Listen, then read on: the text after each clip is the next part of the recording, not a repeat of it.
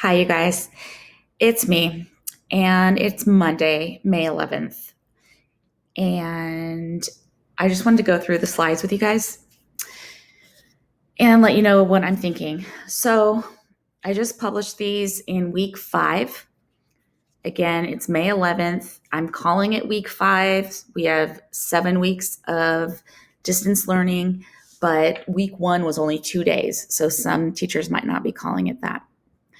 All right, so today, this week, we are starting the final article that you're going to read on teens and money. And then you're going to write a formal summary of the article. But it's a 9-page article. It's a lot going on. So you're going to do 2 sections this week, 1 section next week, and your formal summary. And that's it. That will be due the week of finals that were going to be the last week of school, May 26th. So one big thing I wanted to tell you is that Imagine Learning is now optional. Okay, so I listened to your guys' feedback. Those of you who have turned in week 4 assignment and the reflection questions, people generally didn't seem to like it, didn't think it was that helpful. So if Imagine Learning is working for you, by all means, keep using it. But I'm not going to make it part of your grade.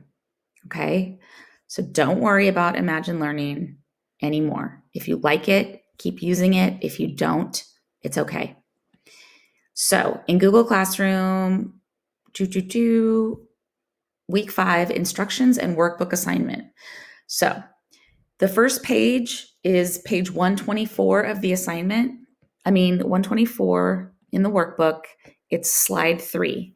And there are 6 words. They call them words to go.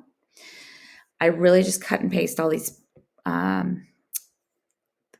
words on here from a couple different pages. And I filled in the meanings for you. So for example, the first word is significant. The meaning is large or important enough to have an effect on something. Okay. So something that is significant has a large or important effect on something else. So then you have to come up with 2 different answers to fill in these blanks. Blank had a significant impact on my dream of becoming blank. Okay, so what has had a large impact on your dream of becoming what? What do you dream of becoming? All right, so you're filling in the examples all down the line on slide 3. Then you're going to read part 1 of this article called If at First You Don't Succeed, Common Mistakes Young Adults Make with Money and How to Avoid Them. All right, so far I have not made a video or audio of me reading this to you. I'm considering doing that. Maybe I'll post it tomorrow. But right now, you have 3 slides with the article on it for part 1. Slides 5, 6, and 7 are the introduction and part 1. You are looking for key details, key ideas and details, because you have to fill in the summary part here. So it says, what is this section mainly about? Part 1 is mainly about that young adults should do what? Financial mistakes involving what? All right, so you are filling in these answers based on part 1 of the article, If at First You Don't Succeed. Then down below, I have done the class summary for you, and I filled in the precise topic words and high utility academic words. So all you have to do here, you guys, is fill in your answers for the summary part up here, and then the partner summary down here. So you're just kind of restating the summary of part 1. Okay, so we're summarizing part 1. The next part is going to be read and then summarize part 2 of this article.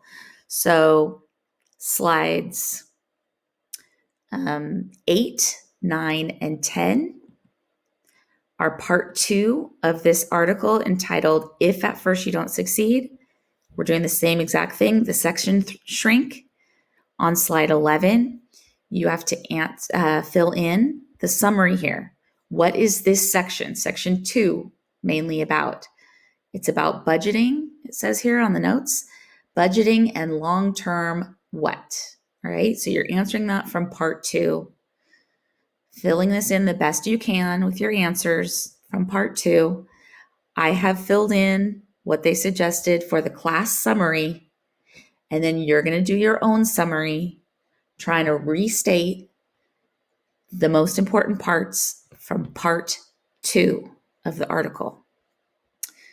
Okay, so that's that for this week. You don't have to do Imagine Learning, so you have a little bit more reading here. And then slide 12, I have reflection questions just like last time. How much time are you spending on distance learning per day on all your classes? How long did you spend on this assignment? And then, has distance learning become easier as you've gotten used to it or no? What are the best and worst parts of distance learning in your opinion? So please use this page to tell me anything that you need to get off your chest. What's going on for you? How do you feel about distance learning? What do you think the teachers need to know that's going on for the students? How are you and your friends handling it? Okay. And that's it. And then you have to actually turn in the slides when you're done. And that's due next Monday. That's today. That's not it. Next Monday, 5/18, May 18th. Oh my goodness, you guys. I miss you. I miss school. I miss my classroom. I miss my coworkers. And I'm not a huge fan of distance learning, but we're getting through it, right? So only a couple weeks left. And that's it. Email me, message me, tell me if you need help with my class or any other class, and have a good week. Okay, bye, you guys.